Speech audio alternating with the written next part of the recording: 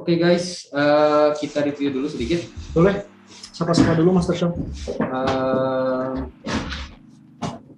Zoomnya, mana zoomnya?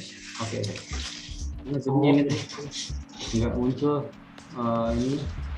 Nah ini, saya lihat wajah-wajahnya, cuman Pak Amir doang sama Mas Ahmad Rifai ya yang muncul. Yang lain boleh silakan kalau mau dinyalain ya, biar saya nggak berasa sendiri di sini. Ya soalnya sedih saya tuh udah sendiri. Kelamaan sendiri tuh ya. Sendiri tuh nggak enak. Oke.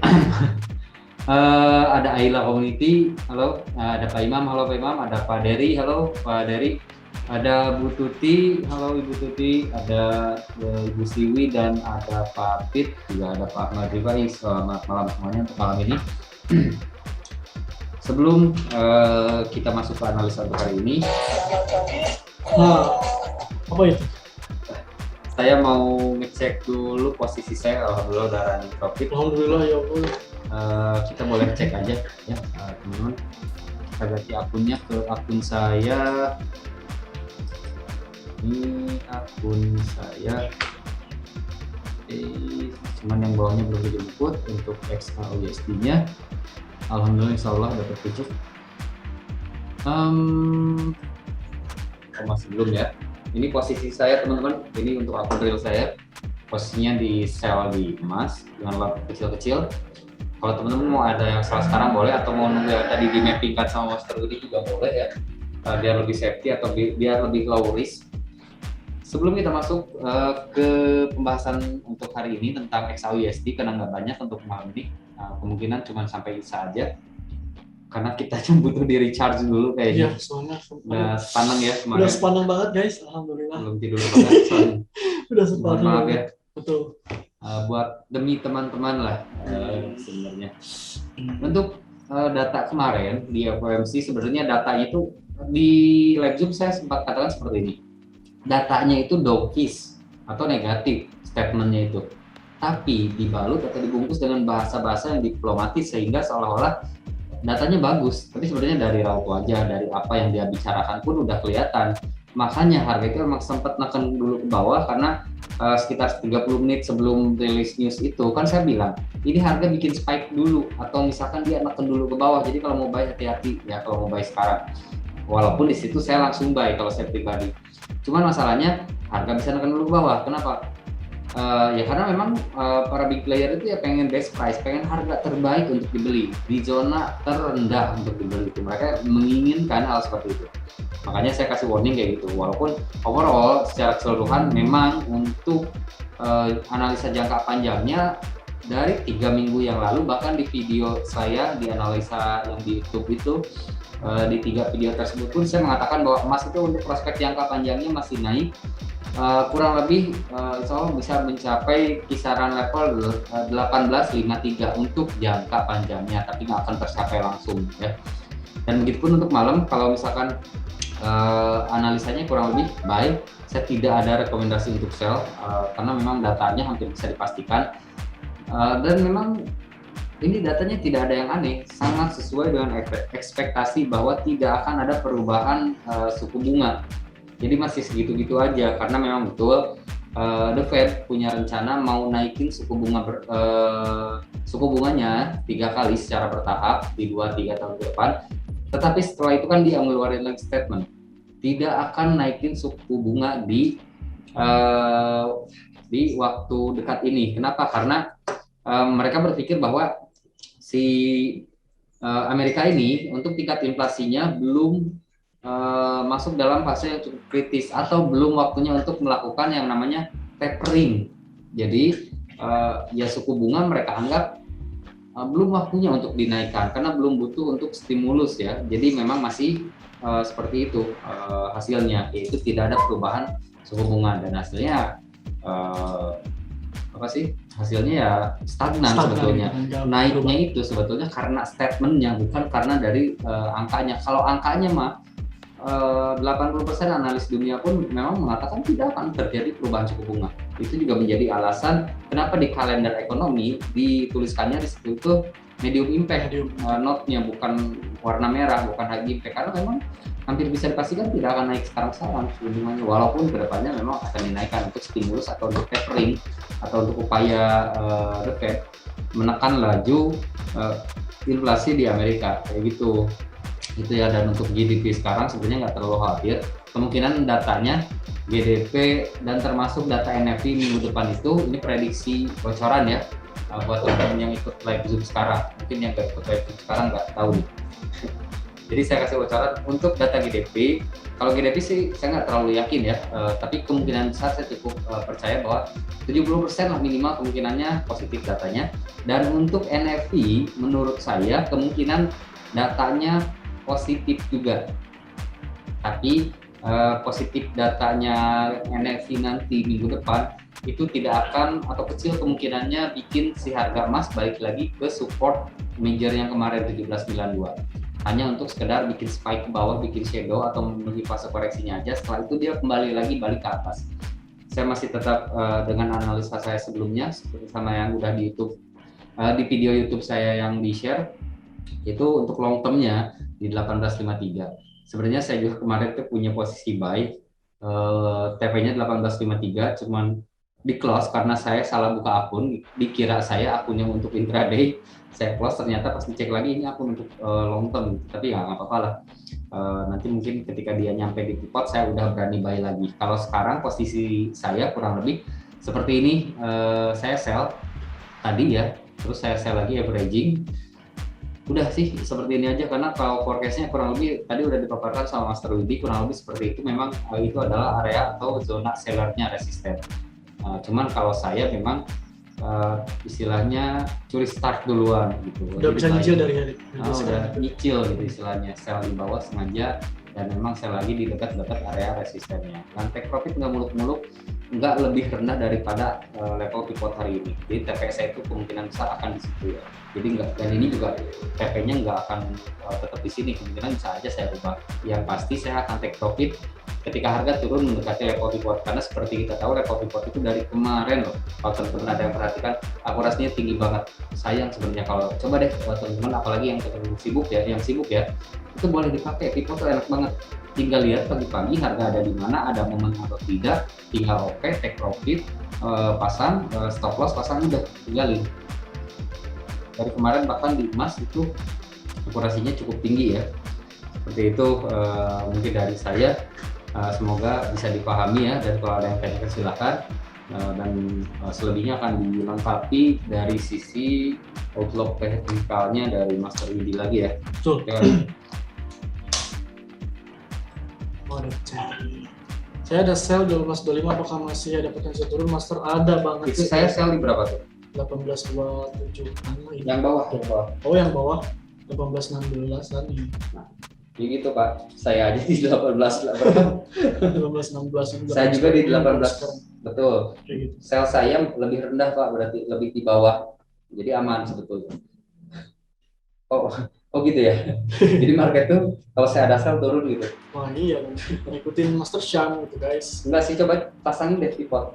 Oke, kita ke pivot aja. Itu ke pivot harganya jauh banget loh untuk hari ini. 1803 itu pivotnya minimal ke R1 lah gitu, minimal banget ke R1. Tapi dia kalau terus, apalagi sekarang tuh di major resistennya dia itu berat banget kalau di break di situ di R3 ya, susah gitu. Jadi kemungkinan besar, dan TPS saya di situ dekat area pivot.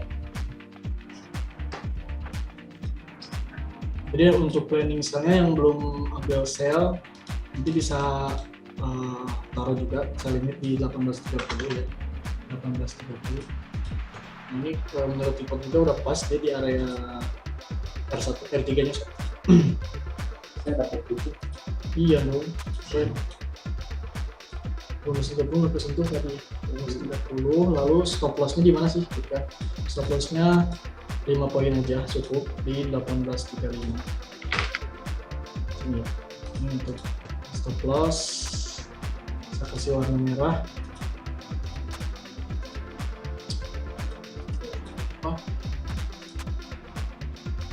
Untuk stop loss. Lalu untuk tarik profit pertama bisa di 1:1 kan, jadi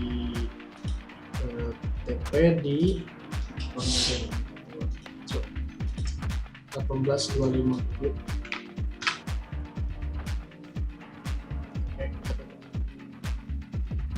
Itu lalu untuk TP keduanya bisa di 1820 di R2-nya.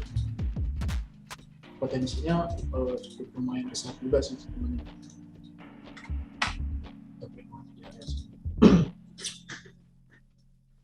Ini sih untuk gold mah nggak bakalan jauh menurut saya. Tadi forecasting untuk malam ini gimana Mas Tosya? Forecastnya sebenarnya GDP positif. Seperti yang tadi saya bilang bahwa data GDP, NFT apalagi itu kemungkinan positif data-datanya teman-teman. Itu yang bakal jadi trigger buat si emas ini atau SAU masuk di fase koreksinya atau ada bullish korektif di US dollar. Ini udah ceria berapa poin? Enggak sedikit. 25 pip. Saya emang nggak pernah banyak-banyak, katanya paling 15 poin atau 20. Dan kita masih punya sell di GBP USD ya, Master Shop. Betul, saya punya sell di GBP USD masih floating juga. Ini terlalu kecepatan sih saya entry-nya sebenarnya. Saya nunggu dari 2, cuman kok lambat banget, makanya langsung sell aja.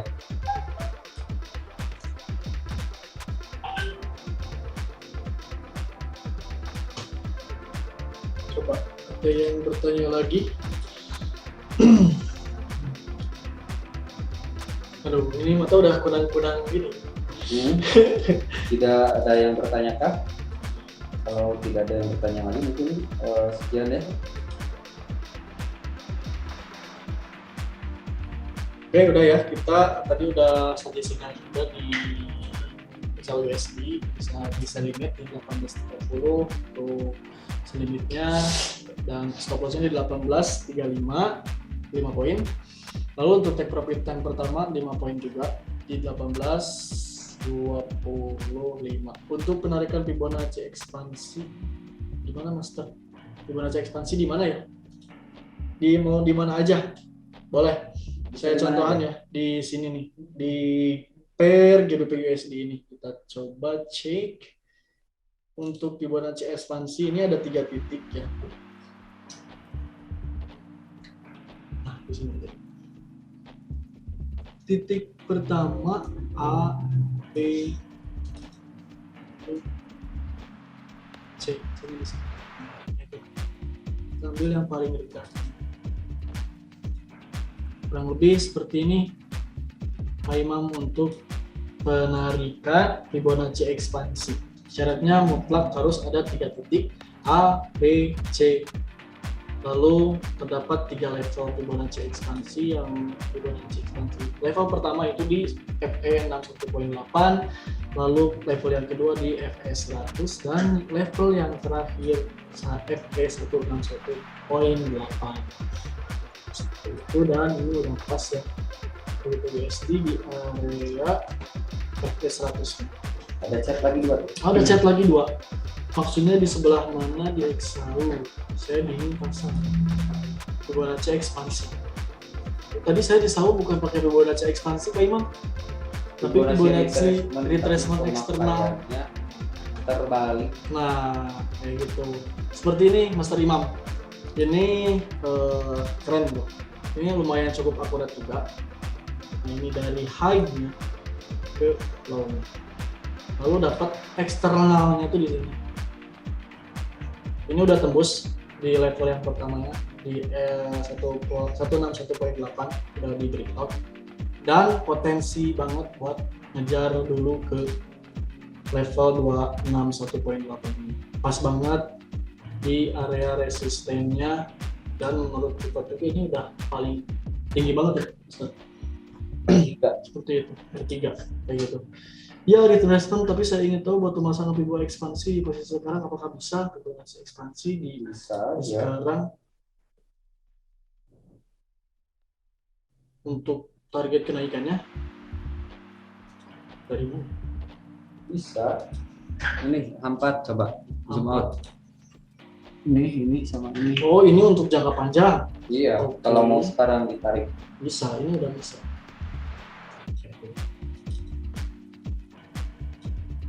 Wow. Ini long term gain ya guys. FE2 keduanya berapa? Yang ini Hmm? 1872. Di harga 1872.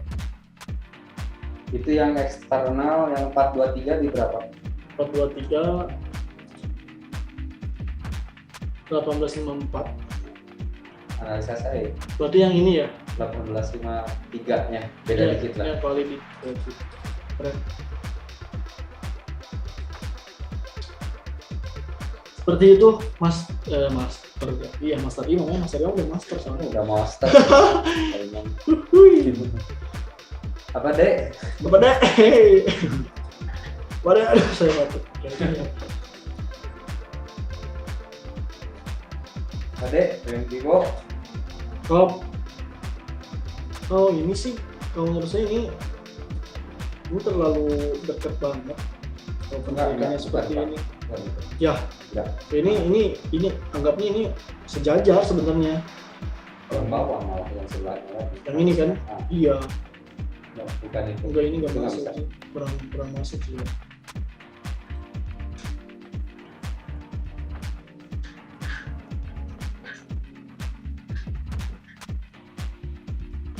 Soalnya untuk penarikan Fibonacci ekspansi yang tadi itu harus mutlak ya.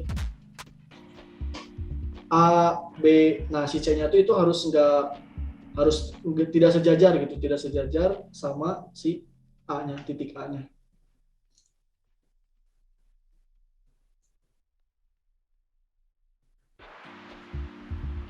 Ini pucuk guys, keren. Oke, ada pertanyaan lagi? Yuk, Sepertinya. udah jam 7 dan lumayan Mungkin juga seperti ya. itu ya, karena marketnya juga sau udah bisa di counter, yang mau sell bangga silakan sell di developnya. Betul. TP jangan lebih rendah daripada pivot, atau TP di dekat-dekat pivot, di atas pivot dikit. Mau lebih aman di R1 itu aja. Ini akun saya juga sama sell. Mau di follow, jaga lotnya. Semoga apa yang kita sampaikan malam ini bisa menambah referensi trading. Amin. Oke, terima kasih buat teman-teman yang udah menyempatkan diri untuk ikut live Zoom malam ini. Keren banget ya. Alhamdulillah lumayan 18 Semalam sampai 100 orang lebih ya. Iya. Wow. Kemarin itu FOMC antusias banget Ngantuknya juga hilang. Iya. Saya semangat untuk Iya. kasih. sampai sekarang astagfirullahaladzim. Siap. Oke, siap. Sampai sekarang ini belum tidurin ya. Aduh. Oke, seperti itu. Oke, seperti itu teman-teman mungkin untuk terima kasih webinar malam ini ya. waktunya. Terima kasih. Sebenarnya kita udah mulai lobet nih. Ya. Kita lanjut di kelas di WhatsApp ya. Oke. Sampai jumpa di webinar berikutnya dan wassalamualaikum warahmatullahi wabarakatuh.